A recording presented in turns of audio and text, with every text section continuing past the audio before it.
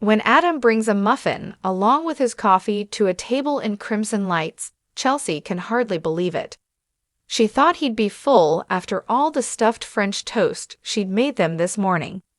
As they tease each other about cheesecake, Connor texts his parents to say he's planning to stay behind after school to try out for the baseball team. Eager to say how proud he is, Adam starts to type a response when Chelsea stops him to discuss it. She points out their son has never played organized baseball before. Players are notoriously ritualistic and do things repetitively. Adam concedes she's right and admires her maternal instincts.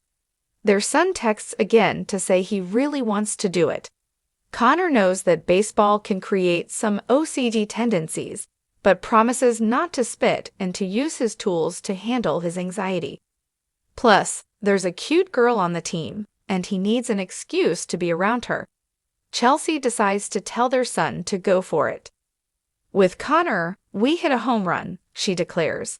As they join hands, Billy arrives and spots them. The parents chat about their son's chances until Billy interrupts. The three of them chat about Connor and his love of sports. Billy offers to ask Johnny and Katie to go to the batting cages with him. As Billy orders coffee, Adam asks him if today is the day he'll be officially launching his attack on Newman Media. The abbot suggests that he's the victim of misinformation. The Newman brags that any challenge he mounts to him is doomed. He's sure this is all about him and that Billy's hatred of him drives all he does.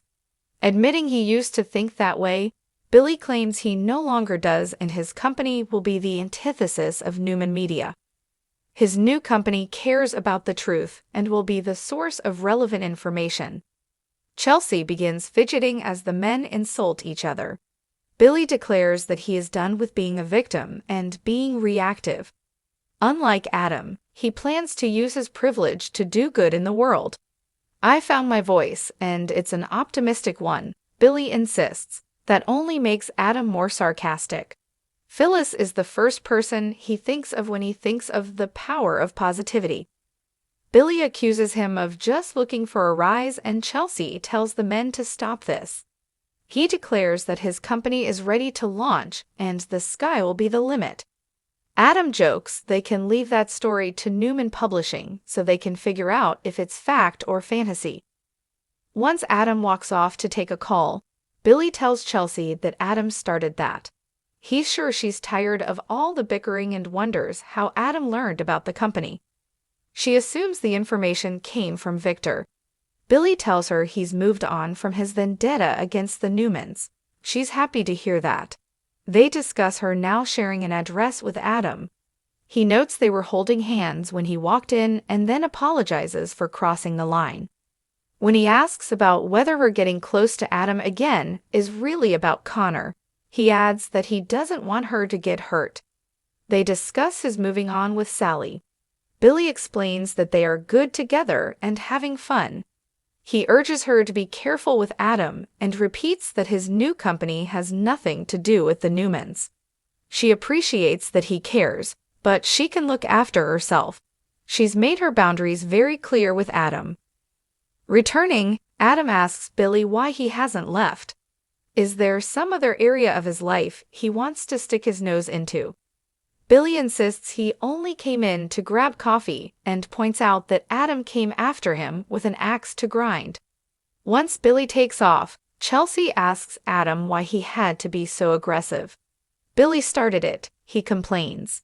She thinks he's taking this too personally. Adam heard her telling Billy that she was setting boundaries with him. He insists this is none of Billy's business. He's a loser and his new business venture will fail. If he believes that, Chelsea wonders why he's acting so threatened. Frustrated, Adam claims he's not threatened. He only wishes that Billy would find some other industry to fall flat in. She urges him to drop the family feud and focus on her.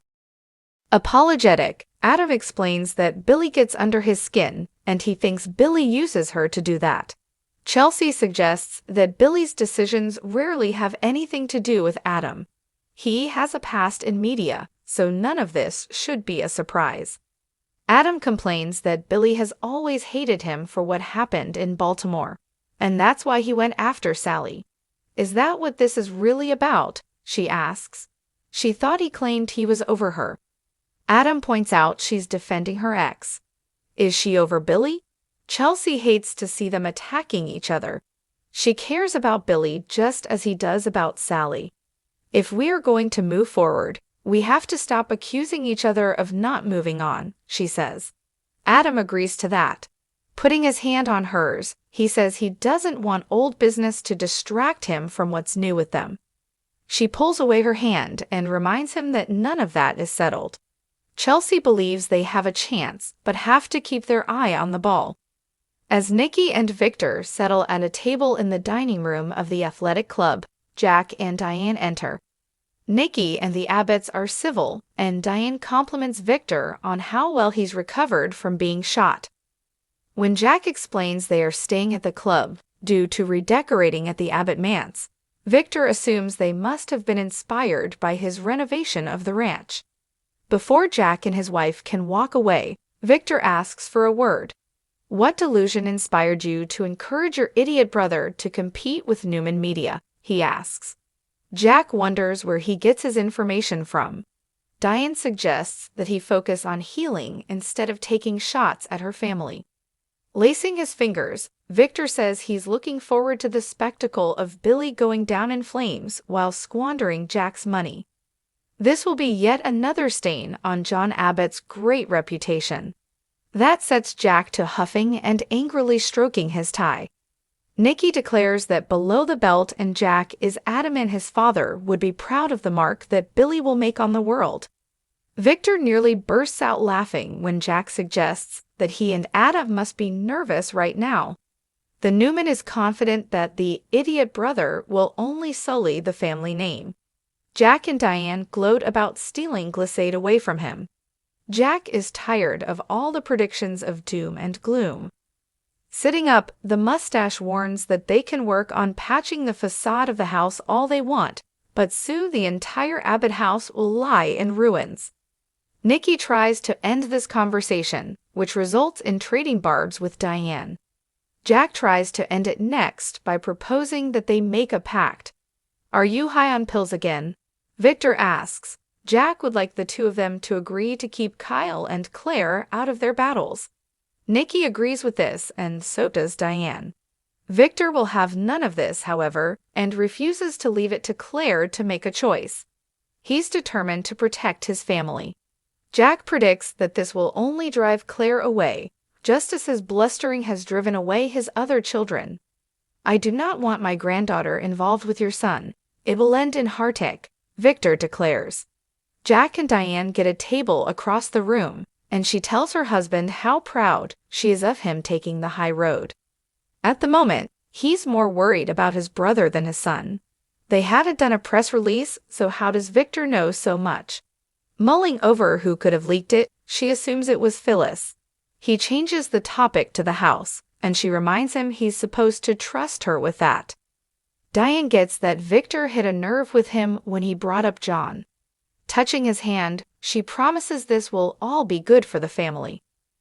Back at their table, Nikki asks her husband why he's wasting so much energy fighting after he's been reminded of how short life is. He's not going to let Billy Boy make a run at one of his companies. He's confident that Adam will win and Billy's plans are just a pitiful revenge ploy. Nikki only hopes Jack knows what he's doing investing in Billy, but with Phyllis involved, this looks like double trouble. She urges him to take a step back, but he protests that it is not in his nature. Nikki suggests he let Adam handle this. He refuses to let any of his children fight his battles. His wife remains concerned about Claire and how she will be hurt when he goes after the Abbott. Reminding him that he made a truce with Jack in the past, what would it take to put a stop to things before they go too far this time? As Sally walks into the foyer, she gets a call from Billy. He'd love for her to come over since he wants to run his PR statement by her. The launch for Abbott Communications has been leaked, and he needs to get something out before Adam can. At home, Billy sighs and calls Phyllis. Getting voicemail, he leaves a message, telling her they have a problem and he could use her help. He wishes he knew where she was, and so does her family. He urges her to call the people who love her and then him. Jack arrives moments later and surprises him. He thanks his brother for cocktails and warns him that he ran into Victor and he's heard all about the new company. Billy explains he had a run-in with Adam too. They speculate on who could have leaked, and neither of them thinks it was Nick or that Kyle would have mentioned anything to Claire. Billy is working on getting in front of this, but wishes he could have caught Newman Media off guard. "I thought you weren't going to make this about the Newmans," Jack says. Billy claims he just said that out of habit and wishes Phyllis was there to help. Jack is dismayed that she is still missing. Sally bounces in as Jack asks his brother how committed Phyllis really is to her job. He urges his brother to leave her name off any press releases. Telling Sally she's a good influence on his brother, Jack leaves them alone. Picking up his tablet, Sally reads through Billy's press release. He worries that it's too packed with positivity and makes him sound better than he is. Smiling, she says it's exactly how she sees him and they should send it out as is. She adds that he's brilliant, dynamic, innovative, and sexy as hell. They kiss.